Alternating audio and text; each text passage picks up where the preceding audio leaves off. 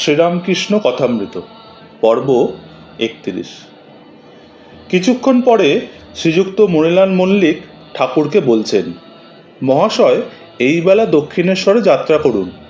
আজ সেখানে কেশব সেনের মা ও বাড়ির মেয়েরা আপনার দর্শন করতে যাবেন। তারা আপনাকে দেখতে না পেলে হয়তো দুঃখিত হয়ে ফিরে আসবেন। কয়েক মাস হলো কেশব স্বর্গারোহণ করেছেন, তাই তার বৃদ্ধ মাতা ঠাকুরনী, পরিবার ও বাড়ির অন্য মেয়েরা ঠাকুরকে দর্শন করতে যাবেন। শ্রীরামকৃষ্ণ মণি মল্লিকের প্রতি তাকিয়ে বললেন, রোশো তো বাপু, একে আমার ঘুমটুম হয়নি, তাড়াতাড়ি করতে পারি না। তারা গেছে, তার কি করব? আর সেখানে তারা বাগানে বেড়াবে, বেশ আনন্দ হবে। কিছুক্ষণ বিশ্রাম করে ঠাকুর এবার যাত্রা করছেন, দক্ষিণেশ্বরে যাবেন। যাওয়ার আগে সুরেন্দ্রর কল্যাণ চিন্তা করছেন। সব ঘরে একবার একবার করে যাচ্ছেন আর মৃদু মৃদু নাম উচ্চারণ করছেন। কিছু অসম্পূর্ণ রাখবেন না, তাই দাঁড়িয়ে দাঁড়িয়ে বলছেন, আমি তখন নুচি খাইনি, একটু নুচি এনে দাও। কণিকা মাত্র নিয়ে তখন খেয়েছিলেন আর বলছিলেন, এর অনেক মানে আছে, নুচি খাইনি মানে হলো আবার আসবার ইচ্ছা হবে। এ কথা শুনে সকলেই হেসে উঠল। মণি মল্লিক হেসে বললেন, বেশ তো, আমরাও আসতাম তাহলে। আজ বুধবার 25শে জুন 1884 সাল। আজ রথযাত্রা।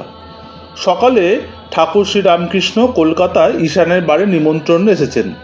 ঠনঠনিয়া ঈশানের বাড়ি। সেখানে এসে ঠাকুর শুনলেন যে পণ্ডিত শশধর কিছুটা দূরে কলেজ স্ট্রিটে চাটুর্যদের বাড়িতে রয়েছেন। পণ্ডিতকে দেখার ঠাকুরের ভারী ইচ্ছা।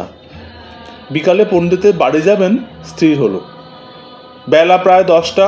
শ্রীরামকৃষ্ণ ঈশানের বাড়ির বৈঠকখানায় ভক্তদের সাথে বসে আছেন। ঈশানের পরিচিত ভাটপাড়ার 2-1 ব্রাহ্মণ, তাদের মধ্যে একজন ভাগবতের পণ্ডিত এসেছেন। ঠাকুরের সঙ্গে হাজরা আরও 2-1 ভক্ত এসেছেন। শ্রী প্রভৃতি ঈশানের ছেলেরাও উপস্থিত। একজন ভক্ত শক্তির উপাসক, তিনিও এসেছেন। তার কপালে সিঁদুরের ফোঁটা। ঠাকুর আনন্দময়। সিঁদুরের টিপ দেখে হাসতে হাসতে বললেন, উনি তো মার্কা মারা। কিছুক্ষণ পরে নরেন্দ্র ও মাস্টার তাদের কলকাতার বাড়ি থেকে আসলেন। তারা ঠাকুরকে প্রণাম করে তার কাছে বসে পড়লেন। ঠাকুর মাস্টারকে বলছিলেন, আমি অমুক দিনে ঈশানের বাড়ি যাচ্ছি, তুমি যাবে আর নরেন্দ্রকেও সঙ্গে করে আনবে। ঠাকুর মাস্টারকে বললেন, সেদিন তোমার বাড়ি যাচ্ছিলাম, তোমার আড্ডাটা কোন ঠিকানায়? মাস্টার বললেন, আজ্ঞে এখন শ্যামপুকুর তেলিপাড়ায়, স্কুলের কাছে। শ্রীরামকৃষ্ণ বললেন, আজ স্কুলে যাওনি? মাস্টার বললেন, আজ্ঞে আজ রথের ছুটি। নরেন্দ্রর পিতৃবিয়োগের পর বাড়িতে অত্যন্ত কষ্ট। তিনি পিতার জ্যেষ্ঠ পুত্র, ছোট ছোট ভাই ভগ্নী আছে। পিতা উকিল ছিলেন, কিন্তু কিছুই রেখে যেতে পারেননি। সংসার প্রতিপালন করার জন্য নরেন্দ্র কাজকর্মের চেষ্টা করছে। ঠাকুর নরেন্দ্রর কাজের জন্য ঈশান প্রভৃতি ভক্তদের কাছে বলে রেখেছেন। ঈশান কম্পট্রোলার জেনারেলের অফিসে কর্মচারীদের একজন অধ্যক্ষ ছিলেন। নরেন্দ্রর বাড়ির কষ্ট শুনে ঠাকুর সর্বদা চিন্তিত থাকেন। শ্রীরামকৃষ্ণ নরেন্দ্রর প্রতি চেয়ে বললেন, আমি ঈশানকে তোর কথা বলেছি। ঈশান ওখানে মানে দক্ষিণেশ্বর কালী মন্দিরে একদিন ছিল কি না, তাই বলেছিলাম। তার অনেকের সাথে আলাপ আছে। ঈশান ঠাকুরকে নিমন্ত্রণ করে এনেছেন। সেই উপলক্ষে কতগুলো বন্ধুদেরও তিনি নিমন্ত্রণ করেছেন। গান হবে, পাখোয়াজ, বায়া, তবলা ও তানপুরার আয়োজন হচ্ছে। বাড়ির একজন একটা পাত্র করে পাখোয়াজের জন্য ময়দা এনে দিল। বেলা 11টা হবে। ঈশানের ইচ্ছা নরেন্দ্রও গান করবে।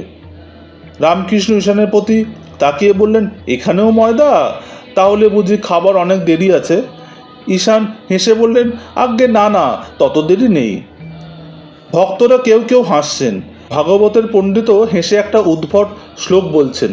শ্লোক আবৃত্তির পর পণ্ডিত ব্যাখ্যা করছেন, দর্শন শাস্ত্র অপেক্ষা কাব্য মনোহর। যখন কাব্য পাঠ হয় বা লোকে সেটা শোনে, তখন বেদান্ত, সাংখ্য, ন্যায়, পতঞ্জল এইসব দর্শন শুষ্ক বোধ হয়। কাব্য অপেক্ষা আবার গীত মনোহর। সঙ্গীতে পাষাণ হৃদয় লোকও গলে যায়। কিন্তু যদিও গীতের এত আকর্ষণ, কিন্তু যদি সুন্দরী নারী কাজ দিয়ে চলে যায়, কাব্যও পড়ে থাকে, গীত পর্যন্তও ভালো লাগে না, তখন সব মন ওই নারীর দিকে চলে যায়।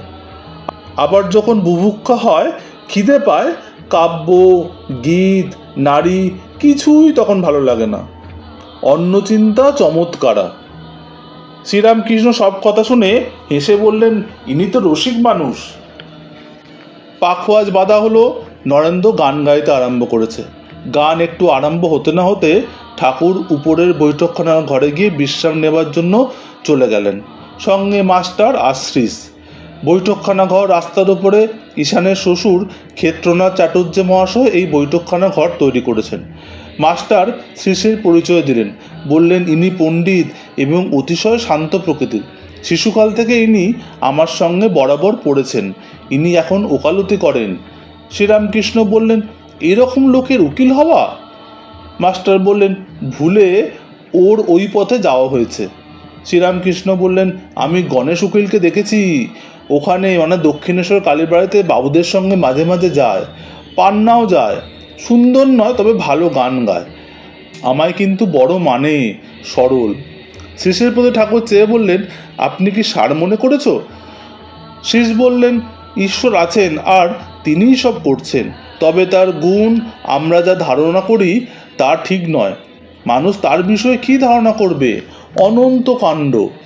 শ্রীরামকৃষ্ণ বললেন, বাগানে কত গাছ, গাছে কত ডাল, এইসব হিসাবে তোমার কি?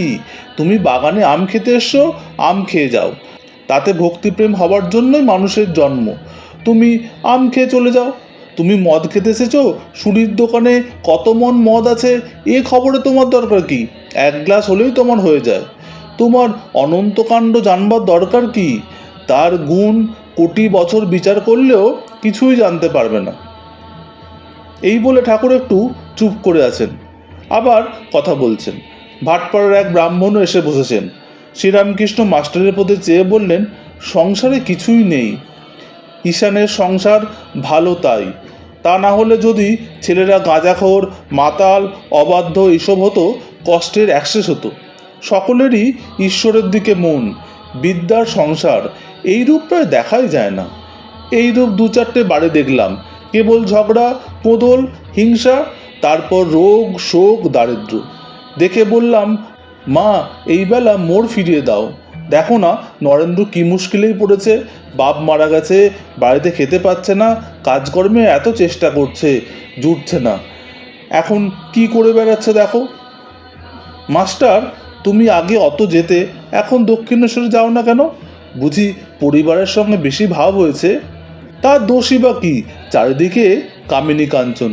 তাই বলি মা, যদি কখনো শরীর ধারণ হয় যেন সংসারই করো না।